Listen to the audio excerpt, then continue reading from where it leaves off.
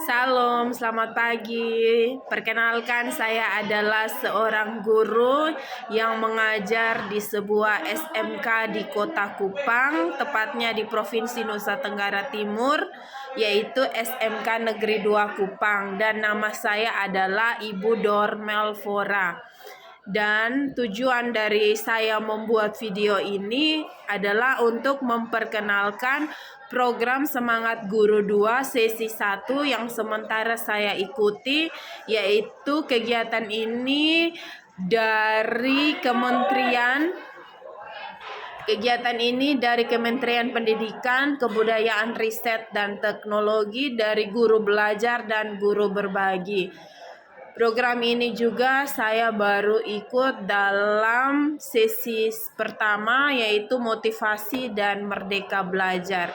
Hal baru yang saya pelajari ketika saya mengikuti motivasi dan merdeka belajar ini adalah belajar itu sendiri bukan untuk ujian atau untuk mencapai nilai yang bagus, tetapi dari tujuan merdeka belajar ini kita harus mencapai tujuan belajar yang bermakna dan disepakati oleh kedua belah pihak, yaitu oleh pengajar dan pelajar.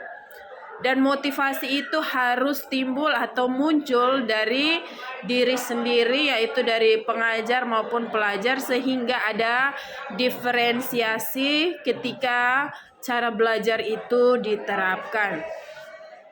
Dan di dalam program motivasi dan merdeka belajar pada program Semangat Guru 2 ini juga ada diberikan lembar aksi untuk melakukan refleksi belajar.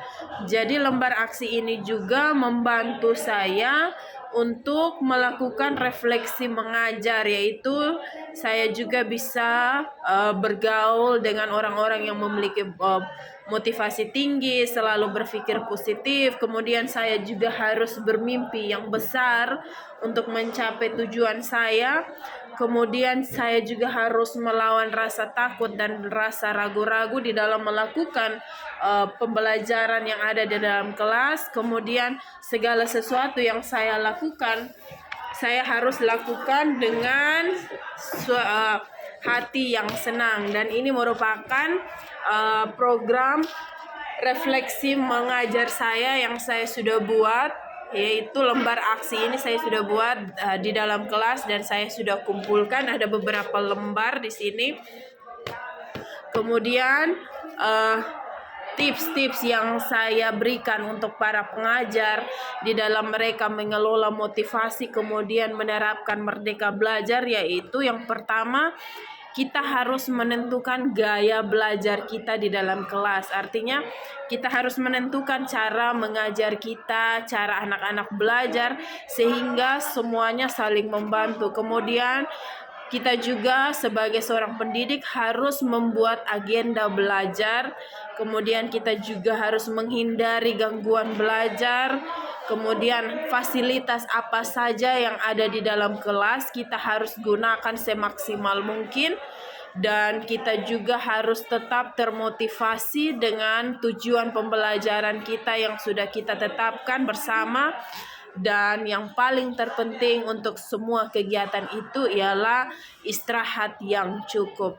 Karena kalau kita kurang istirahat, maka segala sesuatu yang sudah kita rencanakan itu tidak dapat berjalan dengan baik. Kemudian sebagai penutup dari video ini, saya ingin menyampaikan kepada teman-teman sejawat, teman-teman guru yang sudah punya akun pada SIM PKB dan sudah bisa membuka SIM PKB menggunakan akun belajar ID, baik itu guru-guru PNS maupun guru honorer.